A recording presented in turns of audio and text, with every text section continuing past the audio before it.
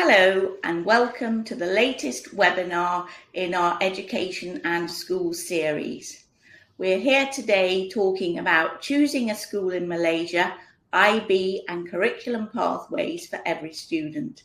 And this is an interview with Christina Decu of the International School of Kuala Lumpur in Malaysia.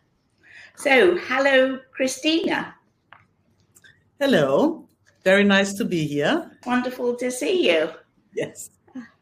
So we've had a nice chat organising this webinar, and there's so much excitement going on at the school at the moment, and you yourself have only been with the school a year, isn't that right? Yes, I just started my second year. It's very exciting. Yes, brilliant. So the International School of Kuala Lumpur is an award-winning school, and of course was the winner of Relocate Global and Think Global's People's Excellence in Education Award in 2023. And we had a great privilege to have you there at the wonderful award ceremony.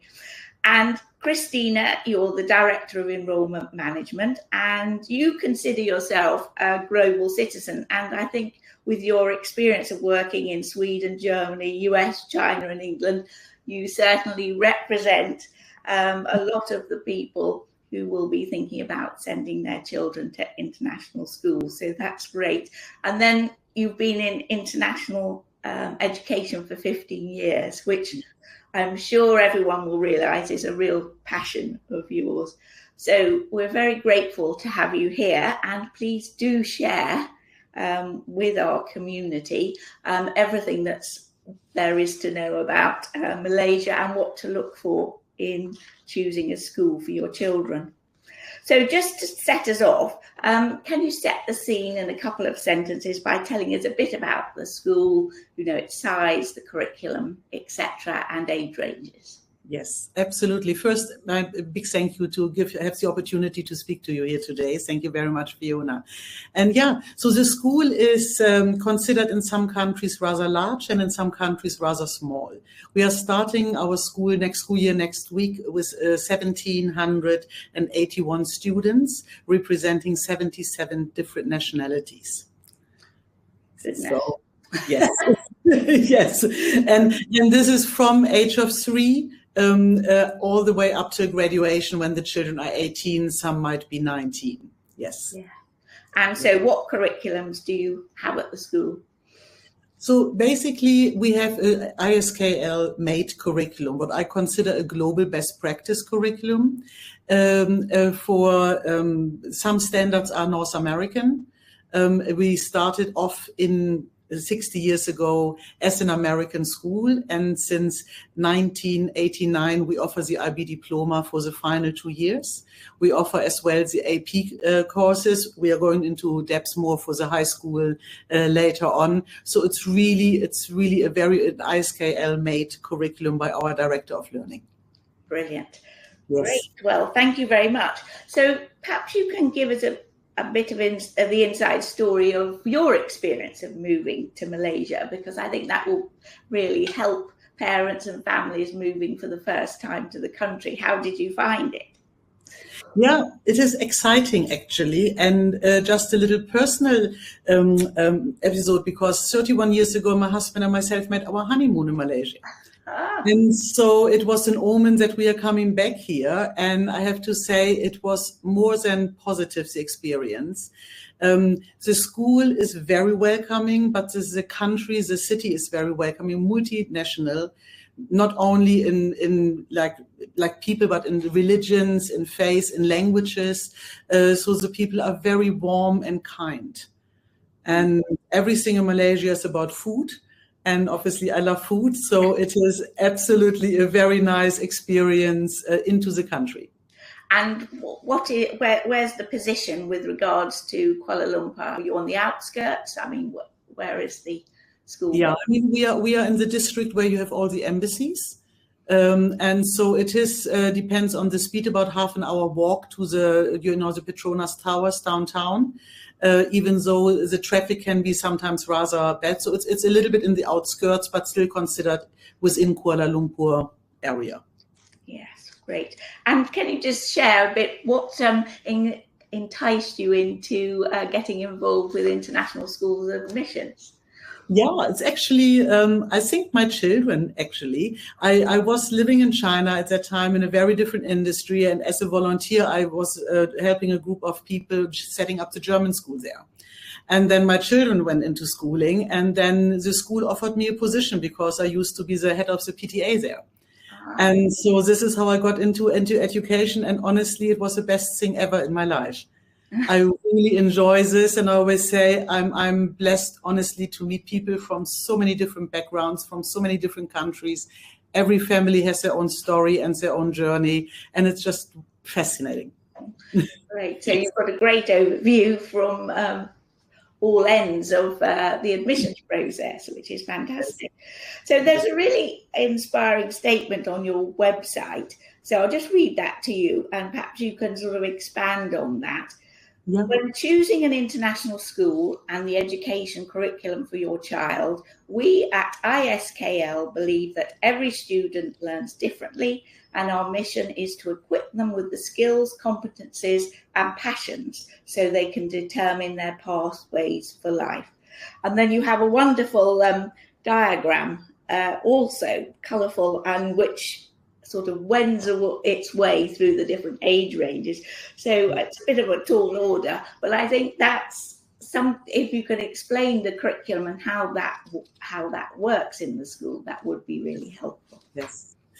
My pleasure. So we are an inclusive school. We have children with many different learning styles, with many different backgrounds in education, and we pick them up where they are, and we give them support in order to go onwards on their learning journey.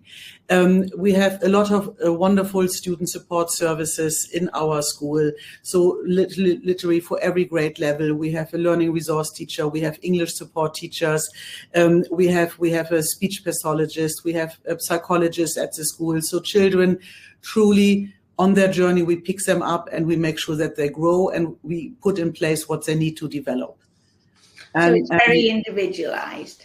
Yeah, I mean, we do have our standards, and of course we measure our children against our standards. But if somebody is coming from a country like a little one where English is not the first language, we have, of course, different expectations. We have high expectations to all of our students, and you have to grow. But you don't necessarily have to grow to the same level as somebody else coming from, say, an English medium school, because you have obviously different knowledge, previous knowledge. So each child has got a pathway for life, not just for school. Yes, it's a lot about the skills and really the personal journey, the personal growth. And that is most important. So if you're a really strong student, you cannot relax and sit on your merits. You just have to develop even further. And then if you need to have other challenges in your life, you need to grow as well. But it is really important. And we do not compare the children, because sometimes it could be frustrating if you're constantly looking at somebody who is in certain areas maybe better than you are, but therefore you are better in certain other things. So it's really about finding your passion, finding your love of learning, making sure that you can make mistakes and you learn from them. Brilliant, thank you. So what do you think it is that draws parents and students to ISKL? Many reasons. We make regularly our surveys to our families, and one of the biggest feedback is always our community and our extracurricular activities, actually. Children can choose, I think it's up till 70 some different after-school activities. There's a very intense sport program, performing arts. We have our own philharmonic orchestra. We have choirs in every division, but we have our own forensics team, for example. We have chess teams. We have learning, a lot of community service related learning, working with the local dog shelter, with environment, with recycling. So there's a lot of good things in place, and we encourage the children to try out a lot of different possibilities to learn what they love, to learn where their passion is. But community service is part of our graduation requirements, for example. We have a global action program, and the children are part of learning outside the school. And this, if they wouldn't do that, they wouldn't be able to graduate with us. And small children, you take children from the age of 3, so for dual career families, and also those with children of different age ranges. Yes. So there are different names. So you call it nursery, pre-K, and year 1. We call it what we call prep reception, prep junior, and prep senior. And then we go to our grade 1, which in England would be the year 2. And the first 2 years, 3 and 4-year-old, we start only on a half-day program. Mm-hmm. And then as of 5-year-old, it's a full-day program. And we have different sections. So the elementary school is truly on a different side of the campus. As well, there's different buses, different nurses. So they really have their own little world there. And then, of course, you can imagine an 18-year-old and a 3-year-old. That could be quite intimidating. Mm. And you've got an interesting mascot, the panther, which appears quite frequently in some of your. Yes, this is actually one of our saying, once you're a panther, always you will be a panther. And this is our mascot. And whenever we have events, one of our high school students is dressing up as we have the panther costumes, different ones, and goes around and high fives and giving, just really walking around and making sure, particularly the little ones love little, we call him Rory.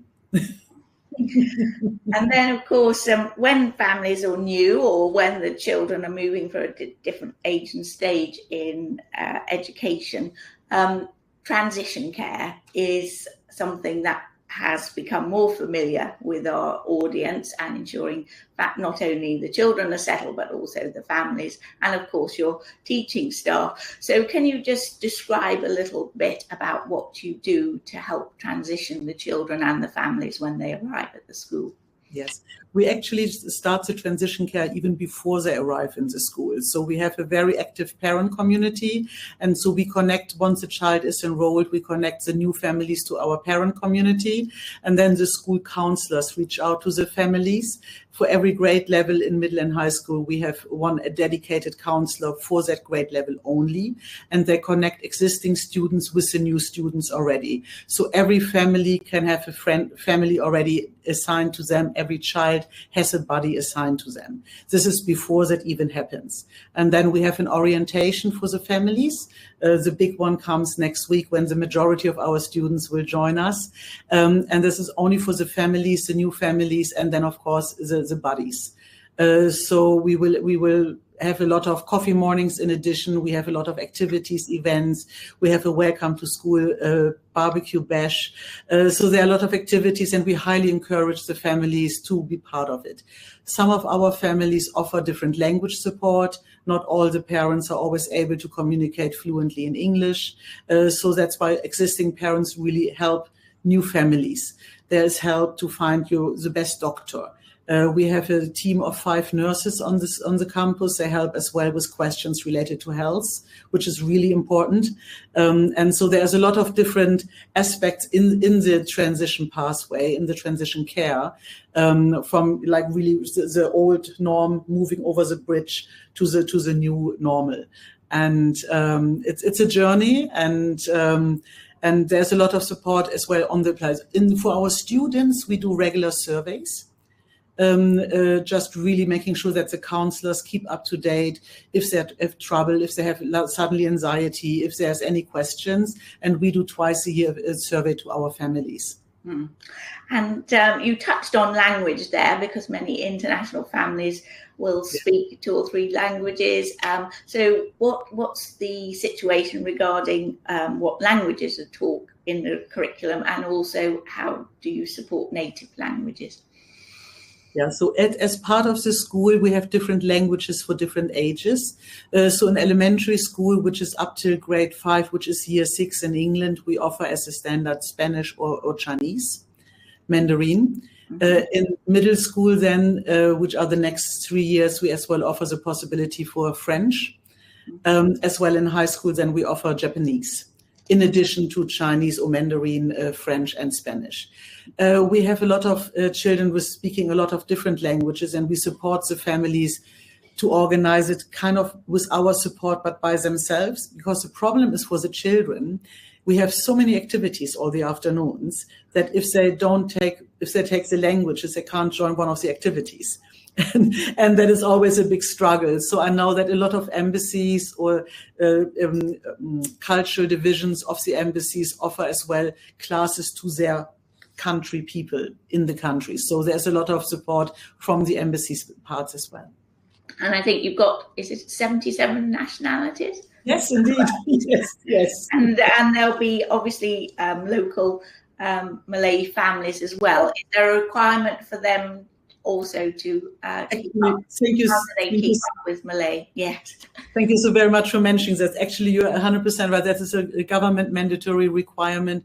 Our Malaysian passport holders are required to have Bahasa. Right, great. Yes. Thank you very much.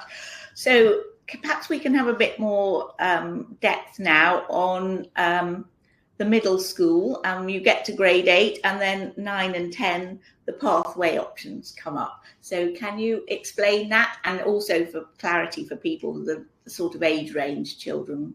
Indeed. So if you look at grade 9 and 10, that is the equivalent in England to the IGCSEs, GCSEs.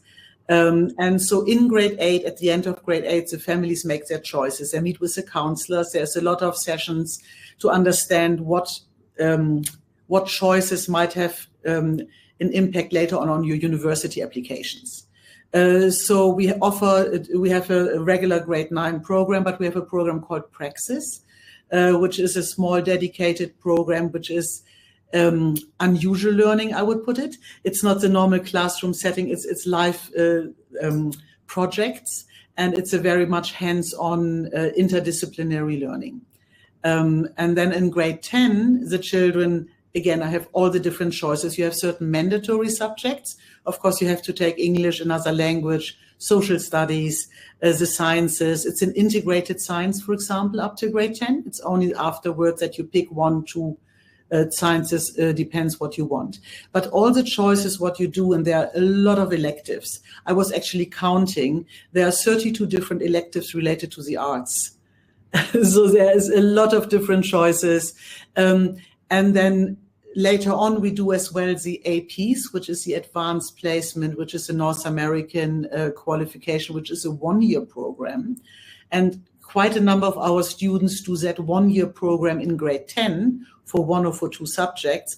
And then afterwards in grade 11 and 12 to do the full IB diploma on top. So that would give them extra knowledge and, of course, extra qualifications.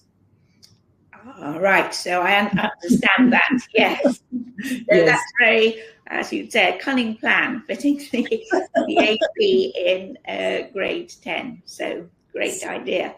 And so how do you think the curriculums you offer prepare young people for the modern world? And I mean, in Malaysia, you've got a very stimulating environment.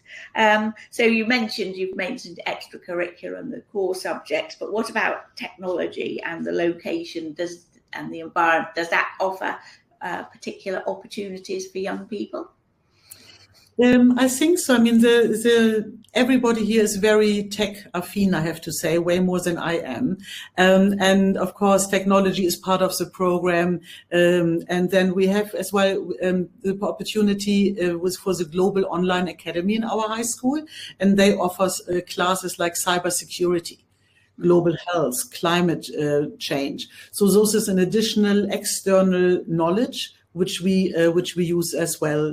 We have access to, and our students can get credits, can take semester-long courses through that academy. Inside of the school, there's a lot of learning, and of course, it is very changing constantly because, of course, technology is developing. And I would say our IT department and the technical learning department, I would say, is always a little step ahead of our students who are very smart.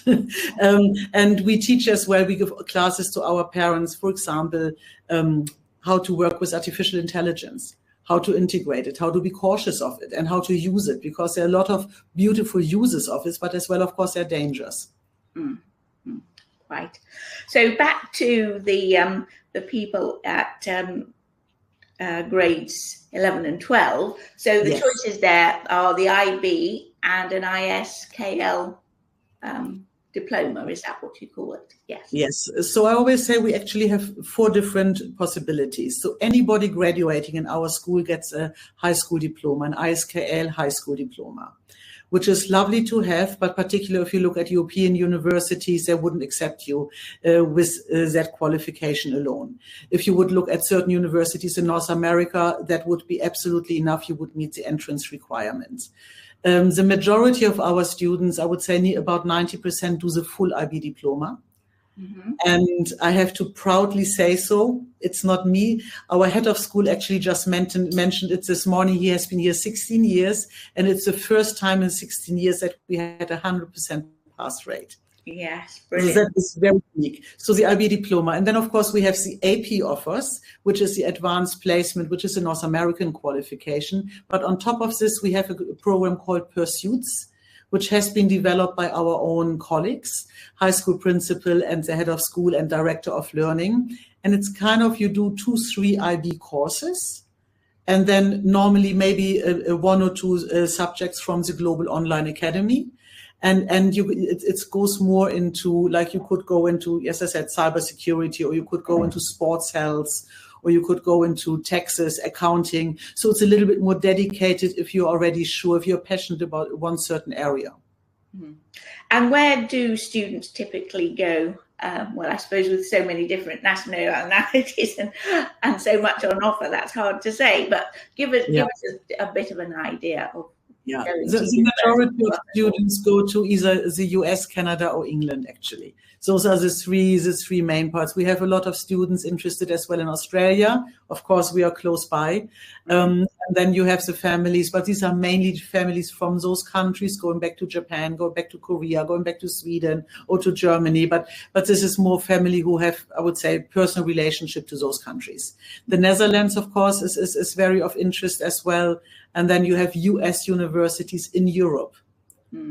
So that as well. And then in the Middle East, you have some US universities as well. So it's really, if you would say the 3 best, most interesting or rewarded destinations are US, Canada, and the UK. But really, truly global citizens, and the world's their oyster. Yes. Excellent. So finally, let's hear about the exciting celebrations you have planned for 60 years of ISKL. Yeah, this is going to be in April in 2025. We have 60 years of ISKL, and the preparation started. The big thing is we're working together with 6 local artists. And each artist meets one of our stakeholders. So one is working with the families, one is working with teachers, one is working with staff, and so on. And they are have life-size panthers, because panthers is our mascot. And we have this life-size panthers, and they're working with art on this. So what they feel is ISKL is what is related to them. So that is a big thing. We are going to have a very big music event. We are going to have a big festival, like an international fest at the school, which normally is in the fall time, which we now put in that time as well. And that is a celebration truly of our international community. Brilliant. Well, it all sounds very exciting, and I'm sure it'll all be upon you very quickly when you go yes. the new academic year. Well, thank you very much, Christina, for joining us today. And I think, as everyone's heard, it's a very exciting possibility and opportunity to come to Malaysia and ISKL. So thank you very much for joining us.